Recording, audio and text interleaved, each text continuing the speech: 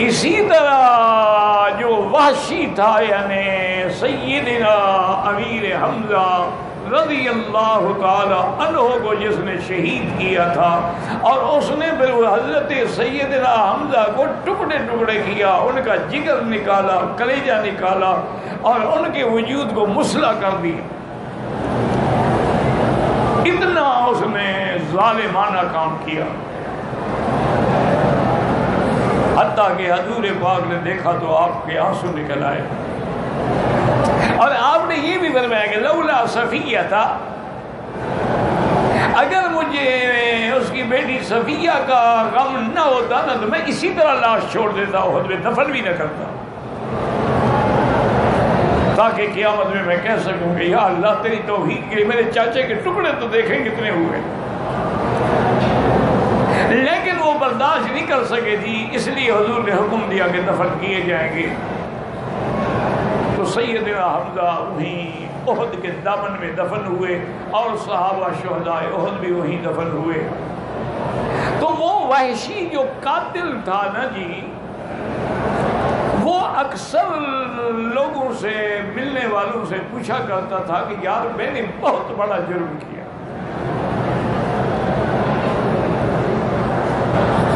میں نے عالم اسلام کے ایک بطل عظیم اور حضور کے چچا کو قتل کیا ہے، ام رسول اللہ. کیا اگر میں اسلام لے آؤں تو مجھے معافی مل جائے گی؟ کوئی کچھ کہتا، کوئی کچھ کہتا، کوئی کچھ کہتا.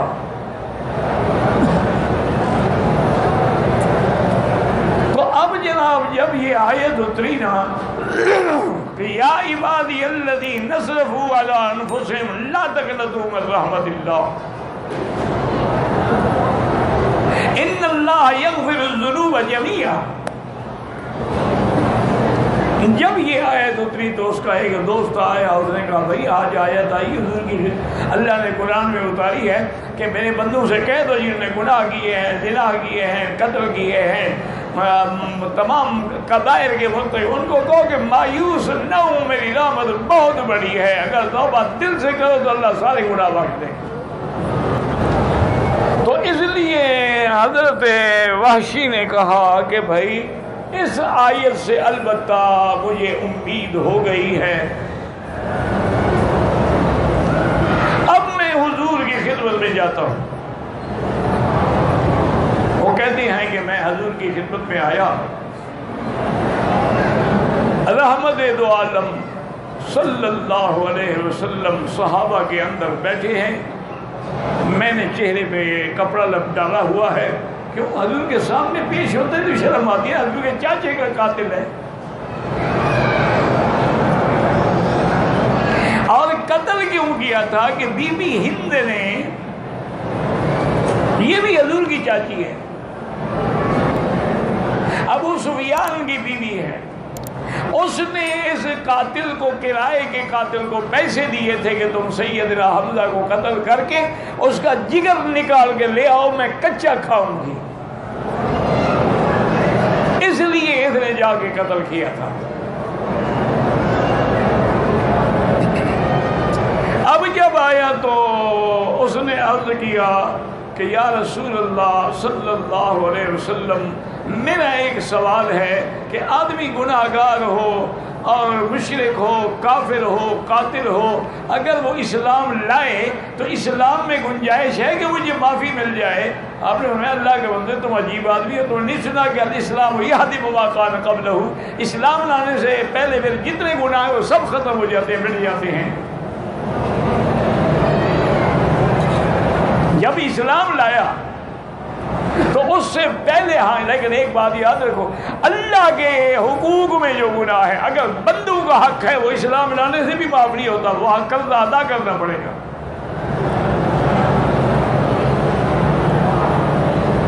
وہ تو بندے کا حق ہے نا، بندہ جب تک معاف نہ کرے اللہ کیوں معاف کرے؟ تو اس نے کہا حضور پھر میری ایک درخواست ہے، چہرے سے کپڑا ہٹاؤں تو ہو سکتا ہے کہ آپ مجھے نفرت سے قبول نہ فرمائیں۔ حضور نے تم زیادہ باتیں نہ کرو، کوئی بھی ہو اسلام لے آؤ، اسلم تسلم، بس۔ اور نے کپڑا کھولا اور کہا یا رسول اللہ وحشی عرفتنی؟ فقال عرفت۔ انہوں نے کہا حضور میں وہ ظالم انسان ہوں جیسے آپ کے چچا کو شہید، آپ نے پہچانا؟ آپ نے کہا میں نے پہچانا۔ اب بھی اسلام میں میری گنجائش ہے، اسلم تسلم، پڑھو کلمہ۔ اس نے کلمہ پڑھا، حضور نے فرمایا سارے گناہ معاف ہو جاتے ہیں کلمہ پڑھنے سے۔ کلمہ پڑھ لیا تم نے، اب تم ہمارے بھائی ہو، المسلم اخو المسلم، مسلمان کا بھائی ہے۔ یہ تو آج ہم دیکھ رہے ہیں کہ ہمارے انسان نہیں، یہ تو درندے ہیں جو مسلمانوں کے قاتل ہیں، جو مسجدوں میں قتل کرتے ہیں، مدرسوں میں قتل کرتے ہیں۔ یہ تو انسان نہیں ہے، یہ تو درندے ہیں۔ اللہ کے جان کو کوئی ایسی مخلوق ہے جس کے دل میں رحم ہی نہیں۔ آپ نے زندگی میں کبھی سنا تھا کہ 8 سال کی لڑکی سے نعوذ باللہ زنا کیا جائے؟ یہ انسان ہے؟ یہ تو درندے ہیں، درندے۔ ان کو جب تک اسلام کی سزائیں نہیں دو گے کبھی تمہارے ملک میں امن نہیں ہو سکتا۔ یہ کیا سزا ہے کہ سال 2 سال کے بعد پھر نکل آیا، کوڑے مار دیے، مہینے کے بعد ٹھیک ہو گیا۔ اب جب وہ سامنے بیٹھا تو حضور نے فرمایا کہ دیکھو وحشی، اب تم ہمارے بھائی ہو، مسلمان ہو، لیکن ایک بات میں تم سے کہتا ہوں، اگر میری بات مان لو، حکم نہیں دیتا، کہتا ہوں۔ انہوں نے کہا حضور فرمائے۔ انہوں نے کہا تم میرے سامنے نہ بیٹھا کرو، میں جب دیکھتا ہوں تو مجھے اپنا چاچا حمزہ یاد آیا رضی اللہ عنہ۔ اللہ اکبر۔ وحشی کھڑا ہو گیا، اس نے کہا حضور السلام علیکم، الحمدللہ میں مسلمان ہو گیا، لیکن میری ذات سے آپ کو تکلیف پہنچتی ہے، میرا وعدہ ہے میں کبھی آپ کے سامنے نہیں آؤں گا۔ وہاں سے نکل گیا۔ اللہ اکبر، اللہ اکبر۔ ایک اللہ کے ولی نے کیا بڑی بات کی ہے، اور نے کہا مولا ہمارے گناہوں کا حساب تو ہوگا، لیکن حضور کے سامنے میرا حساب نہ ہو۔ حضور اگر فرما دے کہ میری امتی ہو کر یہ تم نے کیا کیا ہے، ویشی وہاں سے چھپ گیا، پھر کسی کو بھی پتہ نہیں کہ واشی کہاں ہے۔ جب سیدنا ابی بکر صدیق رضی اللہ تعالی عنہ خلیفۃ رسول اللہ صلی اللہ علیہ وسلم بلا فصل صاحب الغار و صاحب المزار رضی اللہ، ان کے دور خلافت میں جب مسیلمہ بن الکذاب جس نے جھوٹی نبوت کا دعویٰ کیا تھا، یہ مسیلمہ جو ہے نا یہ یمامہ کا تھا، ریاض کے قریب کا ایک علاقہ ہے۔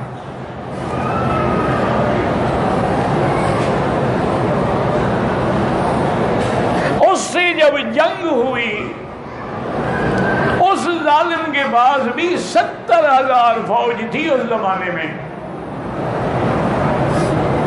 یہ نہ کہو ہر جھوٹے کو بھی مرید مل جاتے ہیں، اب دیکھا نہیں ہے بدعت والوں کے دیرے بھی چل رہے ہیں، مشرکوں کے دیرے بھی چل رہے ہیں، جھوٹے عاملوں کے دیرے بھی چل رہے ہیں، جھوٹے منجمین کے دیرے بھی چل رہے ہیں، جھوٹا اسم اعظم کا دعوے سب کی مارکیٹ بنی ہوئی ہے۔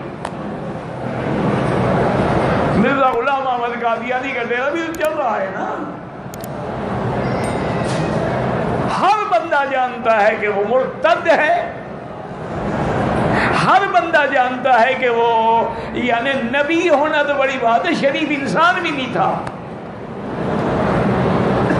نبی ہونا تو بڑی بات ہے، وہ تو کوئی اچھا انسان بھی نہیں تھا۔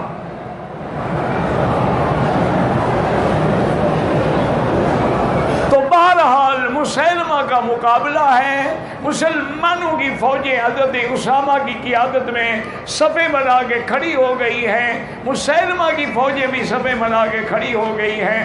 این قامت الحرب علی ساقہا، عربی میں کہتے ہیں کہ اب اپنے ٹانگوں پہ جنگ کھڑی ہو گئی۔ صحابہ کہتے ہیں کہ ہمیں دور سے مٹی اڑتی ہوئی نظر آئی، جیسے کوئی گھوڑ سوار آ رہا ہو۔ ہم نے اونچی جگہ پہ کھڑے ہو کے دیکھنے کی کوشش کی کون ہے، بس اتنا پتہ لگا کہ کوئی گھوڑے پہ سوار ہے، ڈاٹھا باندھا ہوا ہے، اور اس کا گھوڑا بھی اتنا تیز رفتار ہے، معلوم ہوتا ہے کہ ہوا میں اڑتا ہوا آ رہا ہے۔ اور وہ کہتے ہیں ہم ابھی دیکھ رہے ہیں کہ وہ گھوڑا آیا اور ہماری صفوں کے اوپر سے اچھلا اور سیدھا مسیلمہ پہ گیا، اور اس نے تلوار کا وار کیا اور مسیلمہ کے 2 ٹکڑے کر ڈالے۔ اس کے بعد اس نے ڈاٹا کھولا اور کہا فض ورب الکعبہ، صحابہ گواہ ہو جاؤ، آج میں حضور کے سامنے جانے کے قابل ہو گیا۔ میں کافر تھا، اسلام کے ستون کو میں نے مارا تھا، آج میں مسلمان ہوں، کفر کے ستون کو میں نے مارا ہے۔ اب سب صحابہ مبارکباد دے رہے ہیں۔ تو یاد رکھو ہر گناہ معاف ہو جائے گا، شرط یہ ہے کہ سچی توبہ کرو۔ لیکن شرک ایسی بلا ہے کہ اگر مشرک ہو کے بندہ مر گیا تو وہ معاف نہیں ہوگا۔ بس یہ باتیں یاد رکھ لیں اچھی طرح کہ اگر ایک آدمی مشرک ہے، غیر اللہ کو پکارتا ہے، غیر اللہ کو سجدہ کرتا ہے، یہ ضروری تو نہیں کہ وہ ہندو ہو۔ اگر ہندو اپنے بھگوان کو پکارتا ہے، تم بھی تو داتا کو پکارتے ہو۔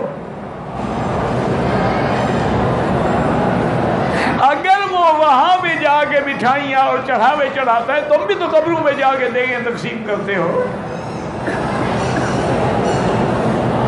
یعنی یہ کیا مطلب ہوا کہ اگر کوئی ہندو دیوی دیوتے کو سجدہ کرے وہ تو کافر ہو جائے، اور مسلمان ہر قبر پہ سجدہ کرے تو وہ پکا مسلمان ہو۔